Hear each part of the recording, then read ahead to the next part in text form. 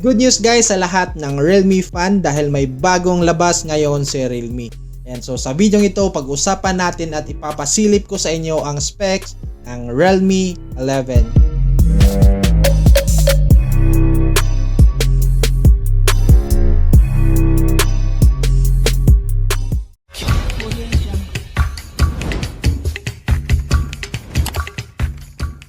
Nga guys, ang unit nito ay ang Realme 11 4G. Ayan, so ito yung kanyang likuran na design. Makikita natin na nasa upper left corner yung camera. So napakalaki ng kanyang camera frame.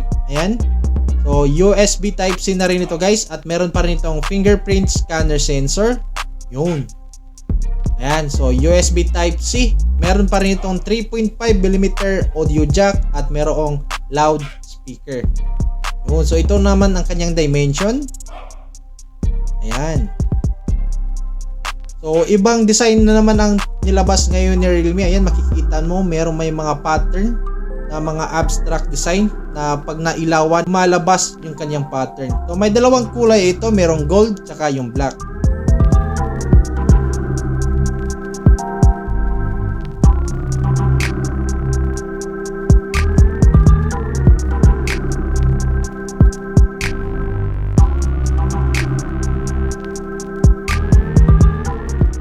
So ang screen size naman ito guys is 6.43 inch Full HD Plus Super AMOLED display. So ito naman ang kanyang screen resolution at 90Hz ang refresh rate. Ito naman ang kanyang PPI.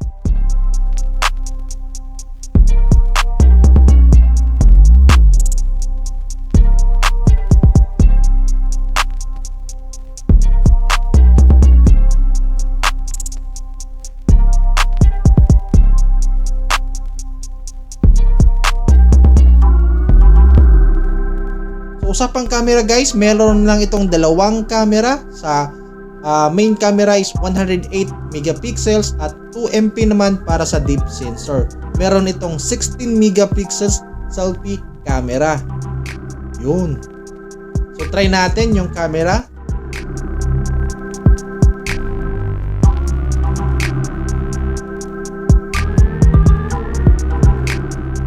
Kaya naman itong kumuha ng 1080p at 30 frames per second sa kanyang video recording. Ayan. Meron din itong mga features na camera features, portrait, night mode, street mode, tsaka syempre yung 108 megapixels. Yun, punta tayo sa more features. Ayan, meron pa rin itong dual view video, slow motion. Ayan.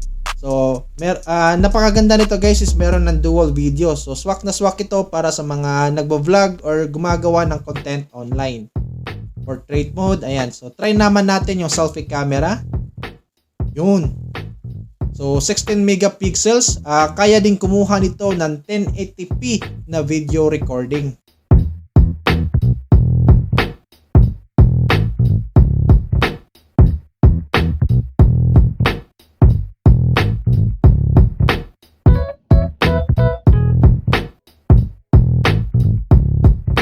And guys, ang unit nga pa lang ito ay may dalawang variant. So meron itong 8GB RAM na may 128GB device storage. Meron din itong 8GB RAM at 256 storage. Realme UI 4.0 tsaka Android 13.